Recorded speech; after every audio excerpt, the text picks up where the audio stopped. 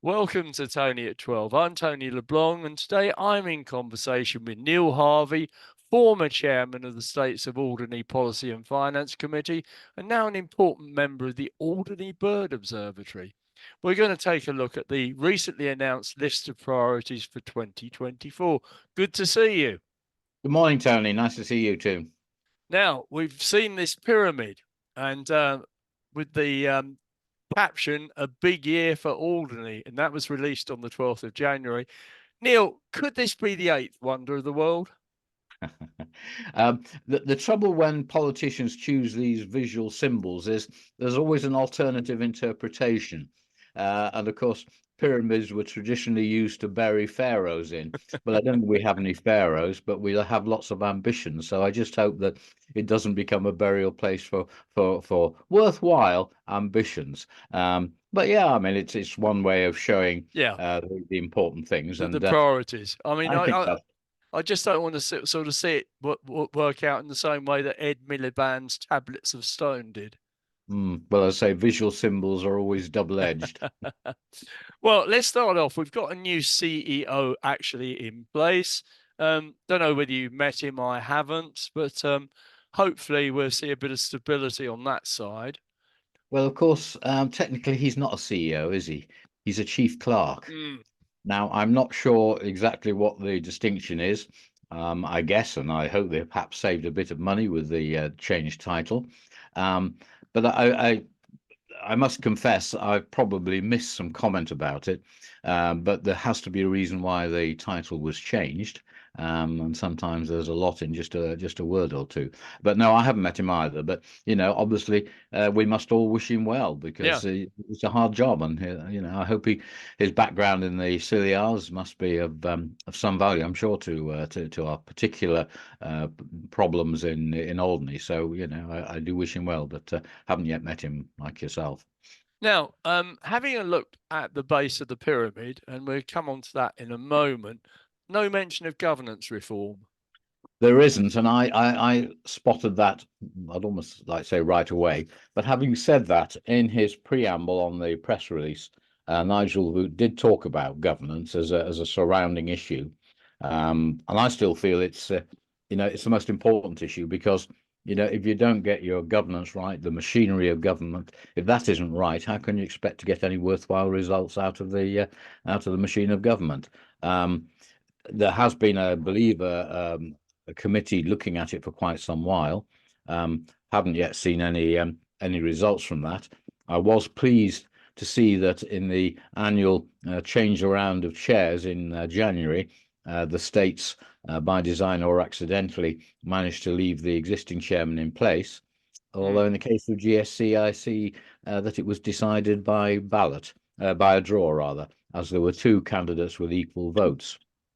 Do you not think they could have fought it out over 6 5-minute rounds or something like that? Maybe you dinner was pressing or something, but I mean, underlying the issue of the constitution remains this one of transparency, and with a thought to this program coming up, I thought I'd better have a look and see what Hansard says. Yeah. The last Hansard report is July 23. Right. Which is supposed to be and of course is the only official, legitimate, accurate report of proceedings in the States. So the fact that the last one was in July caused me some concern.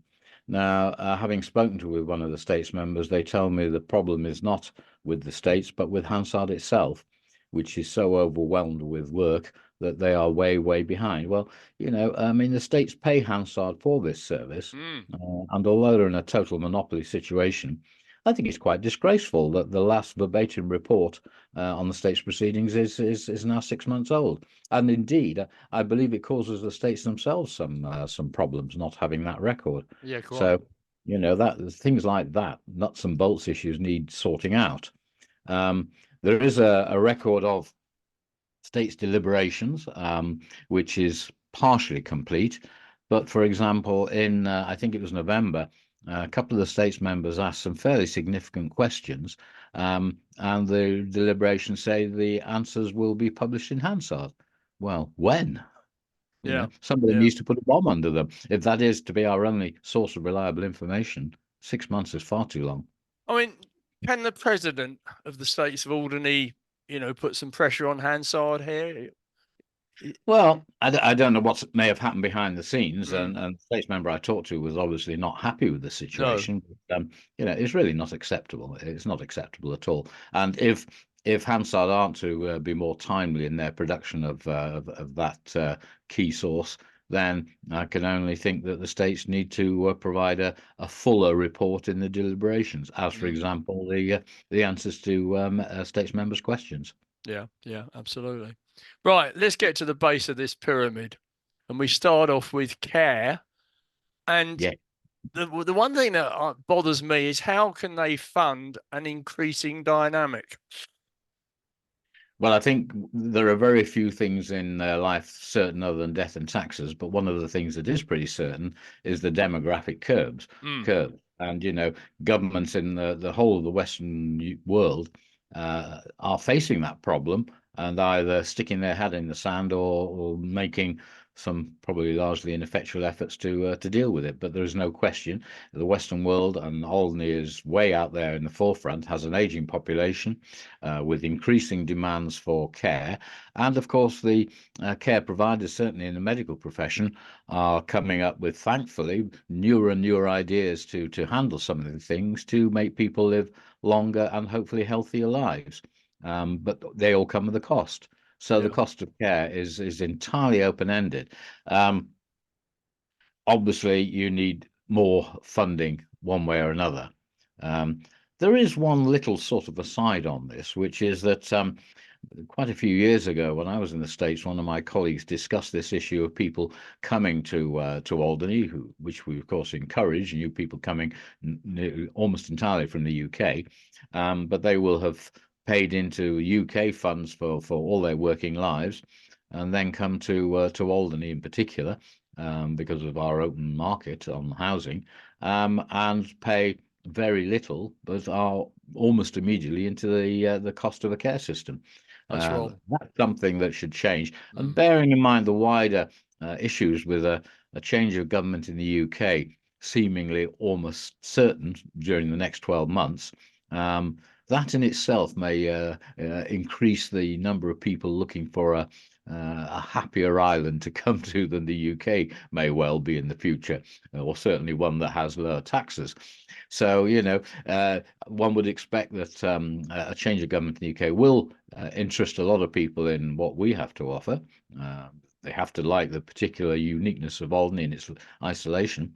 But if they're driven by lifestyle, taxation issues, what have you, availability of care in many cases, then Alderney starts to look more attractive. And we should be ready. We should have a contingency plan ready for that yeah, eventuality. yeah. And I mean, I don't think it's unreasonable to say to somebody coming who hasn't made any contribution to the social security system in the islands, look, you've got to put a lump sum in place, or Yep, alternatively, prove to us that you have got and will continue to maintain private health insurance. absolutely. That's, Yeah. that's got to be done, hasn't it? That certainly it certainly is the case. I mean Yeah. that's pretty specific to Alderney, Mm. but Guernsey may see some of the same effect. Yeah. And they keep talking about their open market and the closed market, the local markets. So Guernsey may be faced with a similar sort of problem. Obviously, with a population of around 2,000, it will impact more on Mm. Alderney. But it's a potential extra cost on the system that needs to be factored into the thinking and the deliberations. It's not going to go away, as I say, unfortunately. There are signs from national demographic statistics that, in a way, sadly, the increasing longevity that we've all sort of grown up with is starting to tail off a little bit. Yeah. With the miracles of modern science, who knows? Yeah. We'll just have to see on that one. Right. Next block, education. Now, Well, it's a just very, very, very long time since I was involved in that. It's probably apparent to your viewers. okay, just to But, explain to our viewers and listeners, the situation here is that it's run by Guernsey as what is known as a transferred service. So that means that really Guernsey is totally in control. So I can't see how the states of Alderney can actually change things. No, I mean, I think it's the same as with all of the issues where our big brothers down in Guernsey really control our fate. Yeah, Um, it's no good trying to apply pressure. I think the only way forward is that our representatives and maybe some of the other states members, even the civil service, need to try and build that rapport with Guernsey states, which may prove useful. And I don't think that's going to be easy with recent changes at the top in the states of deliberation.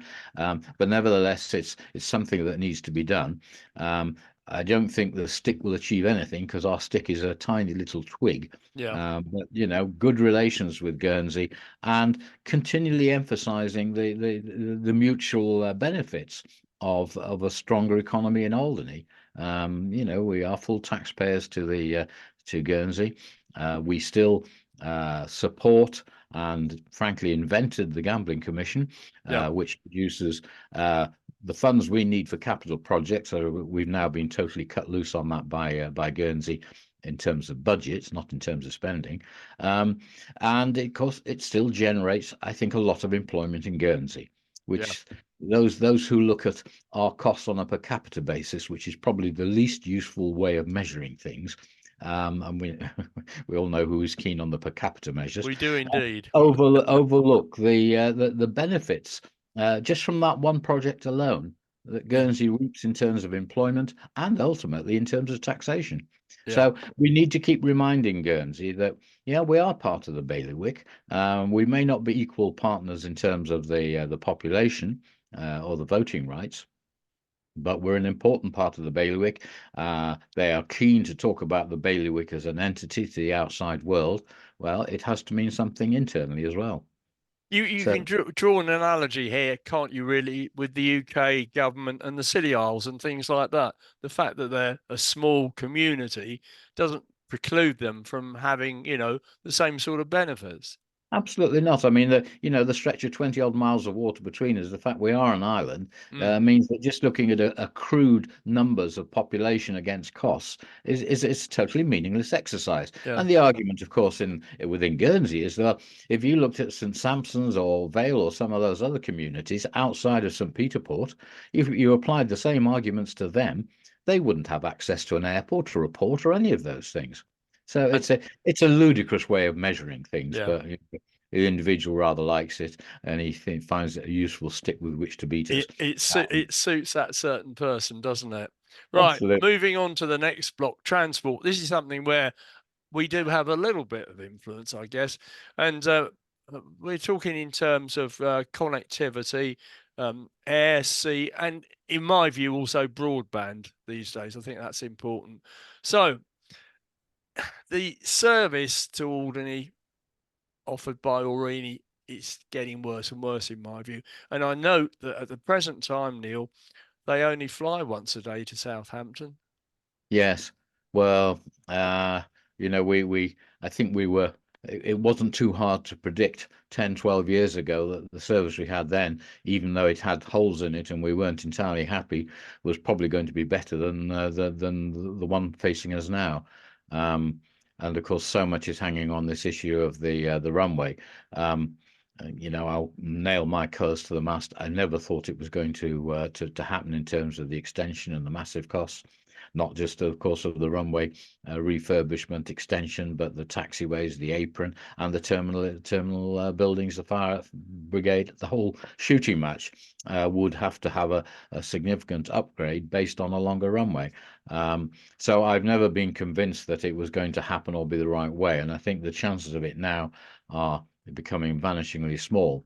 Yeah. So to my mind, Guernsey talks well in terms of we must do something with the runway because we know the CAA have given extension after extension to Guernsey to basically rebuild the existing runway out to hopefully the full 23 meters and on the existing length because it's in a absolutely parlous state. And it can't be too far away that if no action, pardon the expression, concrete action is taken, the CAA could put a stop notice on Mm, it, and then mm, Alderney would be totally cut adrift. yeah. There are those who believe that sea transport could replace the air transport. I think that's just, I'm afraid, nonsensical thinking. Flies in the face of all of the what customers require these days, and of course the particular circumstances of Alderney with its very strong tidal currents around it and extremely inclement weather in wintertime, as we're seeing at the moment. So there is no way that any amount of sea transport, however clever the boats, it's not the boats that are the problem or the ships, it's the passengers in them, whether they would put up with being thrown around for hours. So, there has to be an air transport solution for Alderney. There really does. Aurigny put the case to the states of Guernsey and presumably to Alderney that an ATR would be able to run in and out, and that the subsidy would fall by $1 million a year. Now, I don't know much about aviation, but it just strikes me that if you run an aircraft half full, you're going to make a loss virtually on every flight, I would have thought. So the business about the subsidy being reduced is nonsense. Well, I think the number crunchers have said that with the ATR costs, they could still make some money half full, but if you're starting with half full as your best proposition, and a frequency which will be no doubt less than the existing rather stuttering service from the Dorniers, it is difficult to see. Yeah. One hesitates to take sort of anecdotal evidence. But there is quite a bit of anecdotal evidence in the flying community, which I sort of maintain some loose links with, that none of the ATR pilots are terribly keen on the idea of landing in Alderney, even with an extra 200 meters. I think it's got to be at best fairly marginal. But I think obviously the planning application has been received. I'm not exactly sure where they are with tenders, but once the tenders are in, I think that they will see that it's really not going to be a viable proposition, whatever promises are made by Aurigny to cut their losses. That being so, I would hope that the clever souls in the States, perhaps on both ends of this thing, are looking at a plan B, because there is no shadow of doubt that the existing runway needs very urgent attention to bring it up to scratch. And there are other issues surrounding it too. I have close links with a number of private flyers, and we are missing out on the private flyers market, who, let's face it, have overcome the greatest difficulty, and they've got their own aircraft to fly here, in the absence of avgas. Now, even when I was on the States, there was talk about having self-service equipment for avgas, which many small airfields have, and works very well. I'm told there is a strong desire amongst the private flyers to have such an installation in Alderney, but it's been, so I'm told, entirely stopped by Guernsey because of their greater redevelopment plans. Well, I'm sorry, but I think that should be part of the not so much a wish list as almost a demand list. If or when the extension to the runway falls by the wayside, we should have plans ready. Yeah. Because at the present time, if you've got your private plane and you want to fill it up, you've got to go down to Guernsey. So Yeah, you've got what, 50-mile round trip almost and of course, and pay absolutely. landing fees. And of course, the cynics would say that probably serves Guernsey airport authorities very well, that people have to go there for their avgas. But it's always been a popular destination for private flyers. It's a wonderful place to fly to, because it's very stress free. A lovely island when you get here, but you still need to spend money on hotels and restaurants and all the rest of it. So it's an important niche tourism that was identified by an outside agency when I was on the States. They identified a number of niche markets we should really be, segmented markets we should be aiming at, including sailors, of course, because they too have overcome the problem of getting here once the weather improves. They're small market segments, but they could be important, and they tend to be rather wealthier than some of the average visitors. So where are we on the marina then? Well, I'm glad you mentioned it. Heaven only knows on that one, Tony. I mean, I joined the Marina Advisory Group back in, oh gosh, something like 2011, Yeah. full of hopes and ambitions, as everybody does with these things, and as states members, new and old, still tend to do. And I think it's important to maintain an optimistic view of these things. But well, I don't think it's not getting any closer. Um, but maybe again there is a case for saying to Guernsey, look, if it does happen, you've rather let us down on our major project to extend the runway and improve communications. Here's a basket of things that really would improve Alderney and cost you rather less than the one you've just turned down. A bit like the way the UK governments are redistributing the funds for HS2 into more localized projects. Absolutely, Yeah. absolutely. There's a good Yeah. analogy So there there. we are. Yeah. So we should Right. have that wish list ready. I think so. I think so. Right. We've completed the base of the pyramid. We're going up onto the second course, and that is energy. And I've had James Lancaster on, as you know, on a fairly regular basis. That's something that looks as if it might happen, isn't it? Well, you probably know rather more about it than I do. I'm sorry I missed James's talk. Um, It's still you know, available. well, I better not interrupt this to look it up.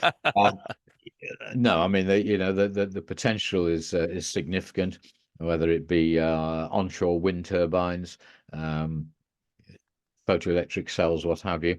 Even ultimately, one day, I'm sure the tidal thing Yeah. will come to maturity. It's some way from that. I mean, we had high hopes of that 10, 12 years ago, but we were definitely premature on that. But it's a source of energy there, which when the prices of the alternatives and the fossil fuels and the reaction against fossil fuels all reach a certain point, it will become a serious proposition again. The investment will be there in developing the technology rather more than it has at the moment. Nobody, as far as I know, nobody in the world has put together a large tidal array. No. So that will be a big challenge. But I think this is going to be very, very long term. But the wind and the sun are there and are available. Um, we've looked at I have to wear my Alderney Bird Observatory hat Mm. for a minute here, looking at the wind turbines, and obviously there are slight concerns about that. There's no doubt that they do cause damage to bird life. Um, but taken in the round, the damage they do to bird life is probably rather less than, and I apologise to cat lovers, but rather less than the cat's depredation on small birds. And the worst effects of turbines usually tend to be on the larger birds, which well, maybe it's one of those Darwinian things, and I think there is evidence of that actually. That as the birds get a bit smarter, they avoid the turbine blades. Will it spoil the views of Yeah, that's the question, isn't it? Fort Albert? Well, my little reading of history said that was a nice little hill until the Victorians sliced the top off and built a damn great fort on top of it. Mm. I don't suppose there was anybody around much to complain about that. But people are used to seeing them. You travel through Spain and France and all those places, any uplands you see there almost invariably have an array of turbines. So I think for the greater good of Alderney and the need for some renewables, then it has to be a pretty serious proposition, along with the capturing the sunlight as well. I mean, it's really all about energy security, isn't it? It is, and of course, one of the biggest problems with energy is the storage of it. Yeah. To have it available when you need it, when the sun isn't shining, and on that one day a year when the wind isn't blowing in Alderney. I think the wind turbines will do pretty well here, as long as they don't run amok like the one we saw recently in the UK that caught fire. Yeah. Um, Yeah. so I think I would think it something that really the people of Alderney as a whole will want to pursue, Yeah. accepting that everything like that has a downside, hopefully not a large downside. But if we can manage the storage and we can manage the generation, and as you say, energy security in this present turbulent world is becoming ever more important than just the green issues. So I all power to James's elbow. I hope he finds the states and the island supportive of sensible measures to address that. Couldn't agree more. Couldn't agree more. Of course, one of the situations that we have here that is well, I suppose not unique, but often associated with country places where, you're off grid, as it were, is the fact that we heat our homes with kerosene. And, I don't see how you get away from that one in the short term, do you? No, and I think that the suggestions they're seeing elsewhere and in the UK is that whilst it's obviously the right thing to do from various points of view and must be pursued in the long term, it is going to be longer term than Yes. Yeah. Yeah. some people would like. Yeah. But we have to live. We can't be driven back to the Stone Age without plastics, without power. So we have to, whilst maintaining a focus on green energy for very good reasons, which are becoming ever more important. I think we still have to accept that there will still be use of fossil fuels and kerosene in our case for some years to come. Yeah. And I think it's far better to persuade by whether it's environmental issues or even cost issues, persuade people to move to different forms of energy rather than waving a big stick and saying we're going to take out your wood burning stoves, in 3 years' time, or ban oil boilers in 5 years' time, whatever. Those things rarely work and usually mean egg on the face of the politicians proposing them. Yeah. Let's continue with the blocks of the pyramid, and we now hit housing. Now, Mm. in my view, they haven't done much at all on that. We've got the Connaught, which was a hotel, has been empty for ages. We've got Whitegate, which were military houses that derelict. It's all very well for them to sort of say we're going to do something about it, but they don't do anything about it. One of the questions asked in the November States meeting, I happened to notice, was on the subject of Mr. Snowden asked, "What updates do we have regarding Whitegate's local development? Are plans being made available to the public of the proposed scheme? Do GSC support the scheme? Do we have a timeline for plots being made available to the public outlining criteria needed?" Well, that was in November, and I say we're still waiting to hear from Mr. Hansard what the answers What were were the to that. answers were? Yeah. It'd be quite nice to hear direct from the states members concerned, actually. Um, yeah, I mean, well, Whitegate is a mess, isn't it? Nobody could Mm, see any scenic, architectural or other value in what's there at the moment. So the sooner that's dealt with as a blot on the landscape, never mind the potential for development, uh, the sooner they get on with something there, the better.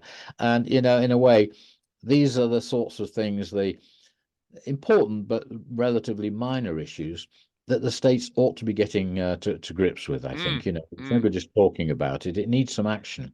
Yeah. Now, there are many things we would like: the airport, the marina, better airlinks, all those sorts of things that are outside the state's direct ability to do anything about. Maybe the states really should just for a bit concentrate on doing some of the minor issues, the potholes, of course, the derelict buildings, things that are within their compass, Yeah. and show people that they are improving, maybe even just the visual appearance of the island. The Connaught one is a very, very tricky one. I mean, I believe it has some sort of scheduling on the facade. Um, Everybody says, and I think the states did make some attempts to make it watertight, which of course would be a an absolutely necessary thing. With the need for hostel type accommodation, whether it That's be for right. visitors or for care workers, whatever, the inability to provide accommodation at a reasonable price to the people we need to help us in our old age is a very, very serious problem. Um, And they would see a return on their investment on something like that in the form of rent, wouldn't they? Well, yes, I think they would. Now, I have no idea as to what it would cost to bring the Connaught up to, at least an adequate standard. It Yeah. doesn't need to be luxury accommodation, but if they could bring it up to an adequate standard and get to grips with that, then I think it would take the Connaught on what are we going to do with it off the table for a while, and B, it might start to address a serious problem, and which I think will be growing. My information on the actual Connaught home itself is that they've probably hit a little bit of a lull in terms of occupation at the moment, and that they have some availability, even despite the lack of the extension coming on stream.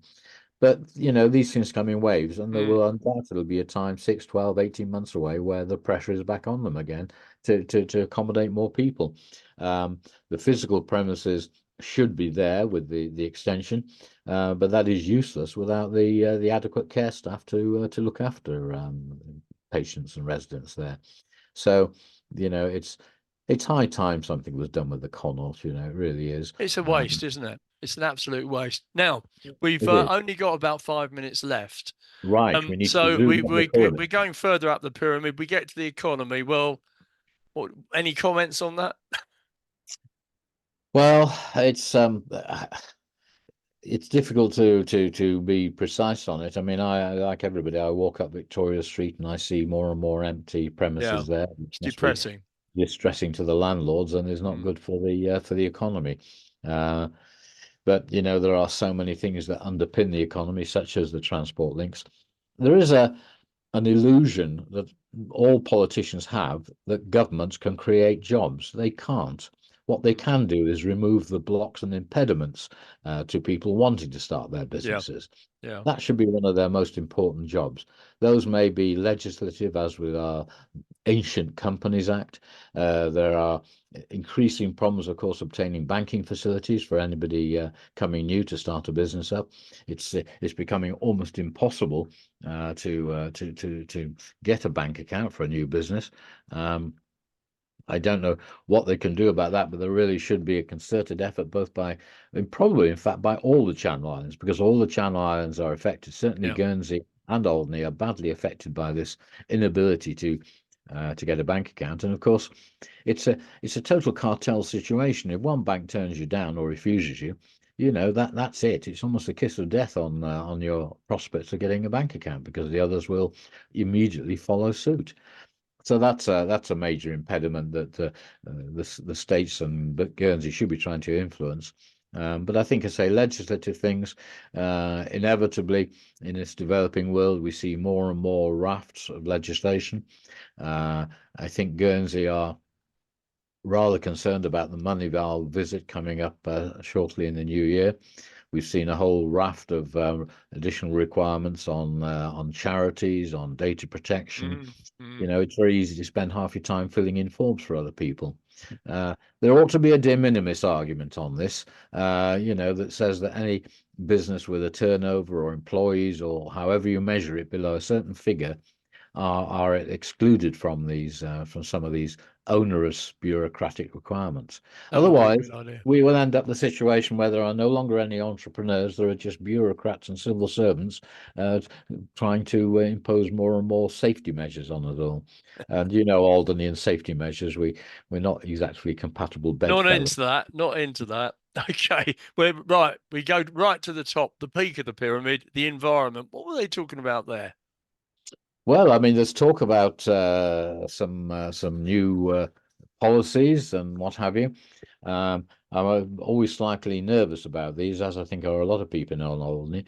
We have a wonderful environment. It's one of the key attractions why I and many others came to Alderney in Mm, the first me place. too. Yeah.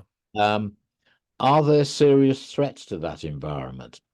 I'm not totally convinced there are. I mean, we have a very comprehensive land use plan now too, which is supposedly guards against the worst effects of such a thing. Um, so we want to preserve our environment, of course we do, but do we again need a whole new raft of policies and measures to do that? I think it would be appropriate for the people of Alderney to say to the legislators, which is our states in this case, what are the threats you perceive to our environment? Mm, There are external ones like global warming and sea pollution, all those sorts of things. Yes, of course, we accept those, and uh, one has to measure the potential impact of those and maybe plan for those eventualities. But in terms of the people, the businesses, the environment of Alderney itself, what threats are perceived? Because if there are genuine threats there, then clearly they need to be addressed. yeah. But to Agree. legislate and to create policies for the sake of it seems to be rather a wasteful exercise. Yeah. That's an excellent way, Neil, of finishing off this chat in terms of your timing. So, can I say thank you very much? And can we look forward to another one perhaps in the next quarter? See how If things are going? Thank you, Tony. If your viewers can put up with me on your Oh, I'm sure they can do things that. again, then I'm always happy to help you. But thanks for the opportunity of airing a few thoughts. Really enjoyed it. Take care. Thanks, Tony. Bye for now. Bye.